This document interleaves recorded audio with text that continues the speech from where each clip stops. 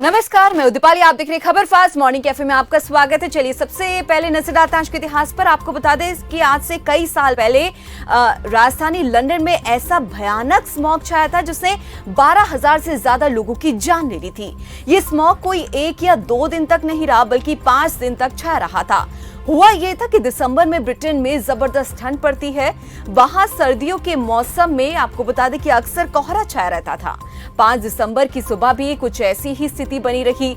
जब लंदन के लोग सुबह सोकर उठे तो बाहर घना अंधेरा था और चारों तरफ सिर्फ और सिर्फ धुआं ही धुआं था।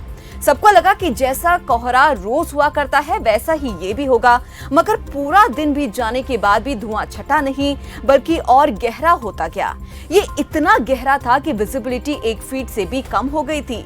लोग घबराने लगे थे, सांस लेने में तकलीफ होने लगी थी।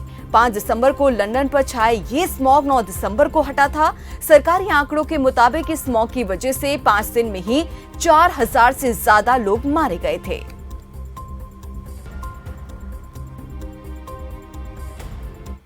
चलिए बढ़ते आगे। टेलीकॉम की दुनिया में आज का दिन भी ऐतिहासिक है। आपको बता दें कि 5 दिसंबर 1958 को इंग्लैंड के ब्रिस्टल में सब्सक्राइबर ट्रंक डायलिंग यानी कि एसटीडी की सर्विस शुरू हुई थी। पहली बार ये सर्विस ब्रिस्टल के 18,000 लोगों के लिए शुरू की गई थी।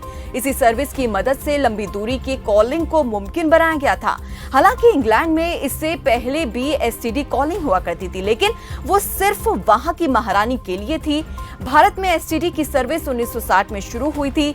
भारत में पहली बार लखनऊ और कानपुर के बीच एसटीडी के जरिए कॉलिंग हुई थी। औरोबिंदो घोष, जिन्हें ऋषि औरोबिंदो के नाम से अधिक जाना जाता है, उनका निधन 5 दिसंबर 1950 को हुआ था। एक प्रेरणादायक नेता औरोबिंदो घोष एक भारतीय राष्ट्रवादी भी थे जिन्होंने ब्रिटिश साम्राज्य के खिलाफ विद्रोह किया और देश के युवाओं को आध्यात्मिकता के मार्ग की ओर अग्रसर किया।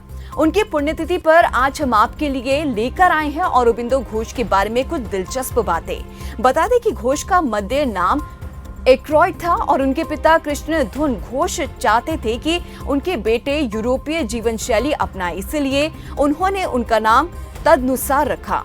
उन्हें अपने अंग्रेजी कौशल में सुधार करने के लिए दार्जिलिंग के एक आयरिश संस्थान लॉरेटो हाउस में अध्ययन करने के लिए भेजा गया था ताकि वो मास्टर्स के साथ घुल मिल सके।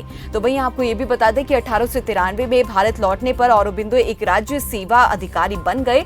वो बड़ौदा कॉलेज में फ्रेंच के शिक्षक बन गए थे, जहां बाद में उन्हें उप प्रिंसिपल बना दिया गया। यहीं पर घोष ने संस्कृत और बंगाली सीखी और भारतीय संस्कृति की समृद्धि विरासत से परिचित हुए थे।